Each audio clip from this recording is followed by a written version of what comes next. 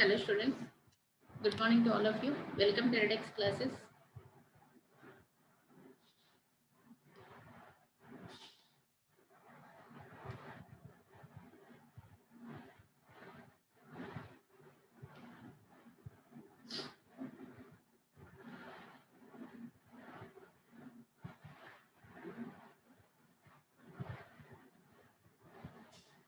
Today I am going to discuss about the important topics of noble gases which are useful in further NEET examination.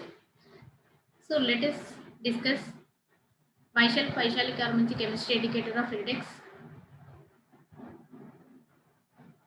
Look at first of all we will discuss the important one. The elements which are present in the noble gases is helium, neon, argon, krypton, xenon and the radon here. Among them, which one is important for the noble gases for the examination point of view? So important for the noble gases, important concepts for the noble gases is electron gain enthalpy, ionization energies, and the third one is xenon compounds, structures, and the hybridization uses of the noble gases. So in this session, we will discuss all the important concepts of noble gases and we will discuss the previous year questions also. So look at the configurations: helium 1s2, neon 2s2 2p6, 3s2, argon is 3s2 3p6, 4s2 4p6, 5s2 5p6, 6s2 6p6 here. So from this general electron configuration is nh2 np6, which is a stable octet configuration. So among them, the ionization energy values are very high for the noble gases here, because already they are in the stable configuration, so the removal of the electron is very difficult here. Coming to the electron gain enthalpy, this is very important here. Electron gain enthalpy means whenever any electron is added to the neutral gaseous atom, then some amount of energy is released or the adjourned. That is said to be the electron gain enthalpy. Generally generally halogens are having of high electron gain enthalpies, that means negative values. But in this case of noble gases, they are in the stable configuration, they don't require any single electron. So this electron gain enthalpy for the noble gases is electron gain enthalpy for noble gases is positive here. These 2 points are very important here. And coming to the next one is, we will see the xenon compounds here. In this case of helium, neon, argon, krypton, xenon, among them only the xenon and the krypton are less reactive with the highly electronegative elements like the oxygen and the fluorine here. But in our syllabus we are not having the krypton compounds, so we will discuss only the xenon compounds here.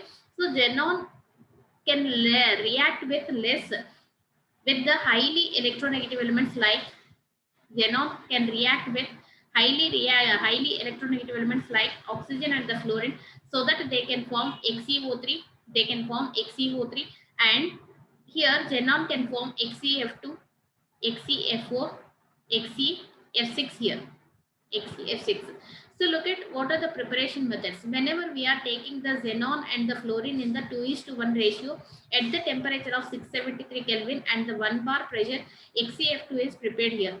Coming to the second one is XeF4 can be prepared by the 1:5 ratio of the xenon and the fluorine at the temperature is 873 Kelvin and the 7 bar pressure.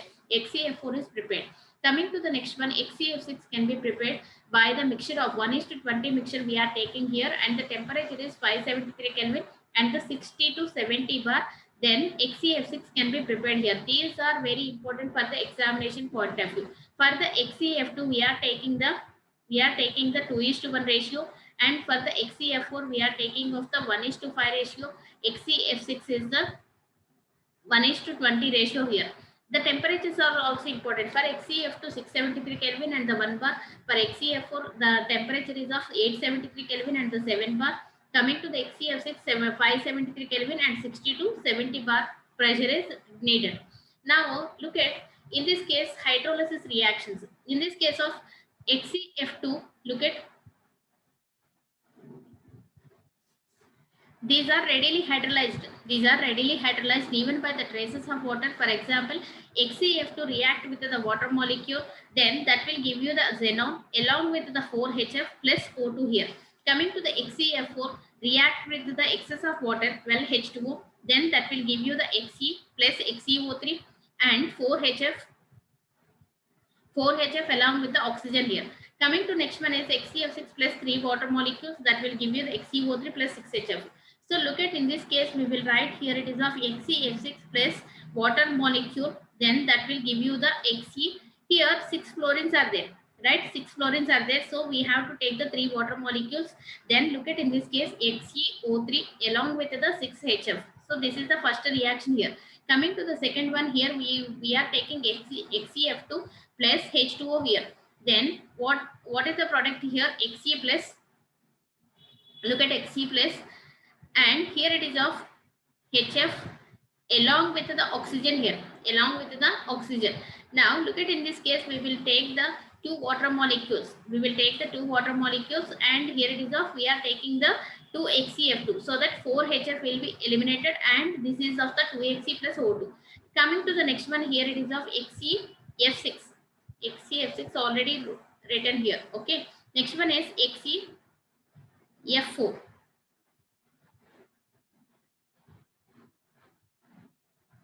XeF4 react with the water molecules, then that will give you the, look at, in this case first of all XeF6 will give you the 2 products, that is XeO3 plus 6HF. XeF2 will give you the 3 products. XeF4 will give you the 4 products here. 4 products. Look at, in this case Xe will be obtained along with the XeO3 along with the HF and the oxygen. These are the products here, right? First of all XeF6 will give you the XeO3. Second one is XeF2 will give you the 3 products. XeF4 will give you the 4 products here. So this is the remembrance. And coming to the next one is partial hydrolysis. In the case of the partial hydrolysis, look at, these are the important here, partial hydrolysis. Look at the partial hydrolysis. In this case of partial hydrolysis, we will take XeF6 react with the water molecule.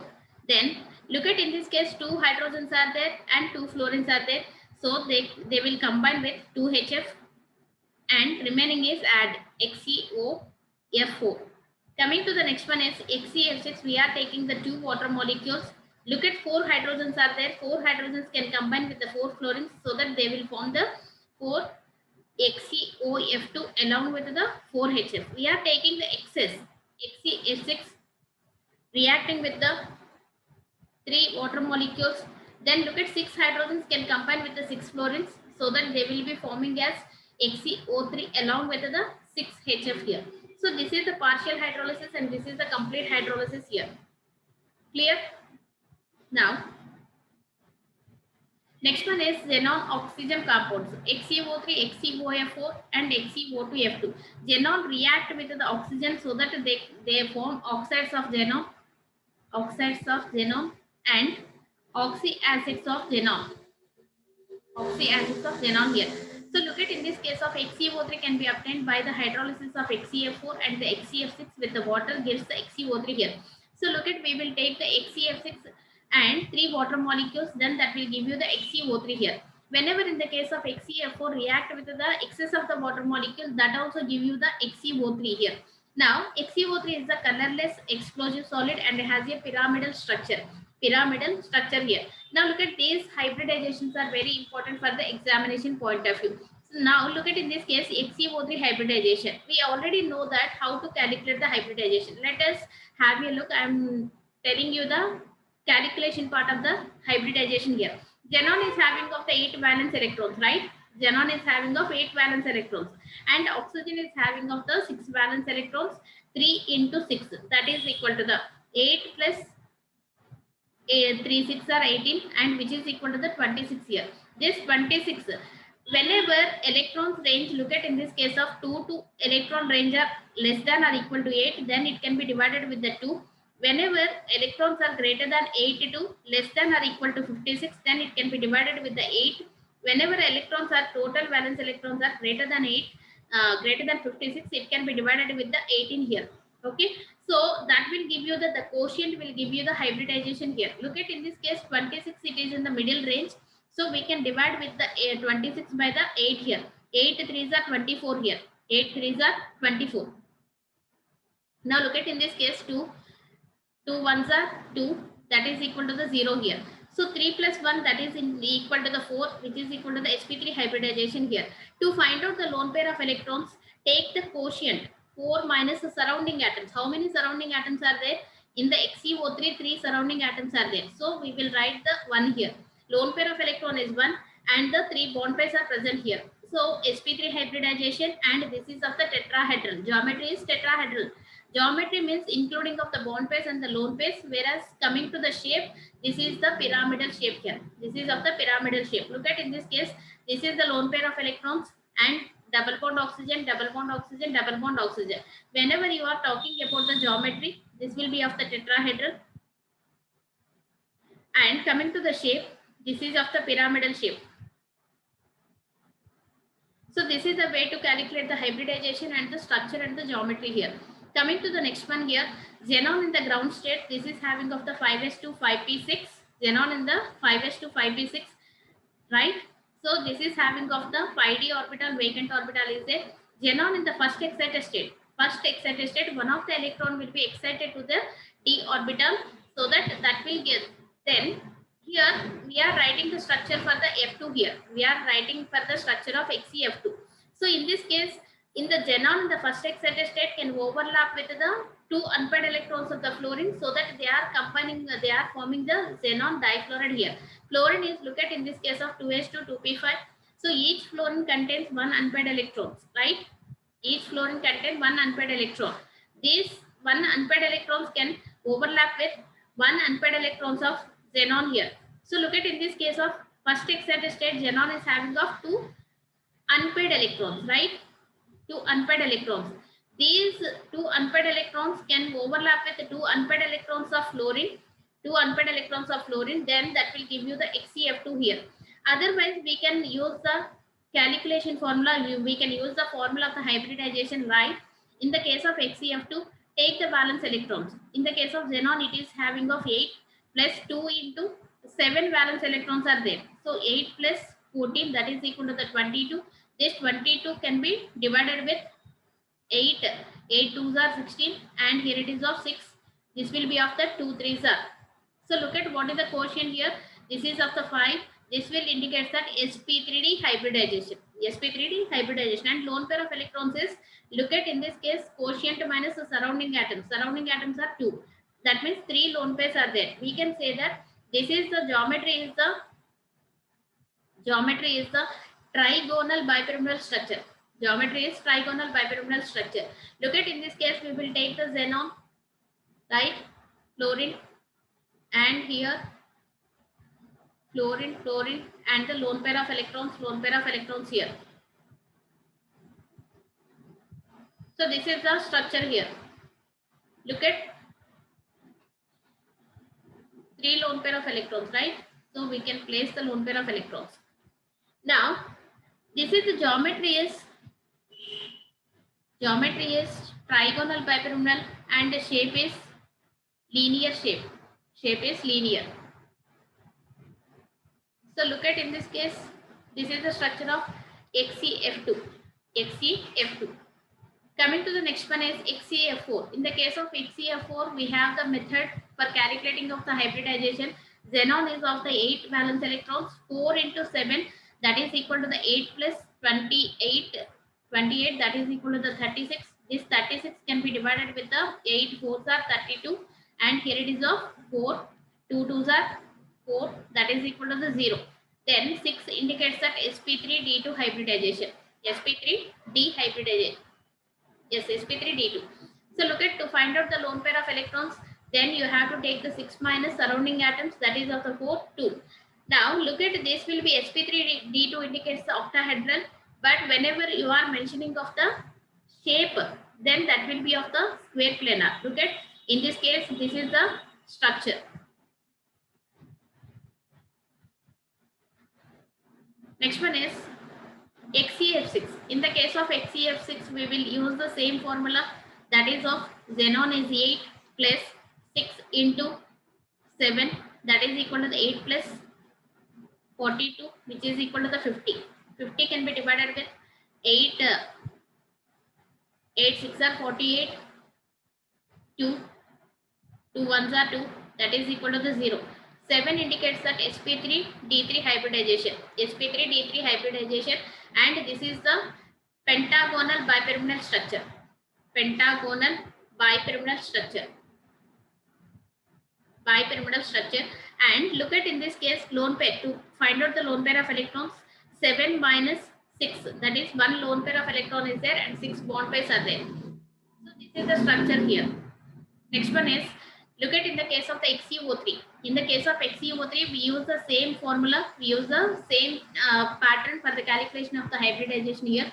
Xenon is 8 plus 3 into 6, that is equal to the 8 plus 18, which is equal to the 26, and 26 can be divided with the 8. 8 3s are 4, 24, and here it is of 2 1s are 2, that is equal to the 0. So 4 indicates that sp3 hybridization. Now find out the lone pair of electrons. To find out the lone pair of electrons, 4 minus 1, 4 minus 1 here, 4 minus 3, that is equal to the 1. So hybridization is sp3 hybridization, tetrahedral geometry, and shape is pyramidal shape. Pyramidal shape. In this case, look at how many p pi, how many d pi bonds are present here. How many p pi, how many d pi bonds are present. And in this case, this is of d pi bonds are present here. Okay. Now the structure is Xe, lone pair of electrons, double bond oxygen, double bond oxygen, double bond oxygen. Now look at, coming to the next one, XeO4 here. Yes, exactly. XeO4. XeO4 means 8 plus 4 into 6, that is equal to the 8 plus 24, 32, and this 32 can be divided with the 8. 8 4s are 32, which is equal to the 0 here. 4 indicates the sp3 hybridization, and lone pair of electrons is 0 here. 4 minus 4, that is equal to the 0. So shape and geometry is tetrahedral here.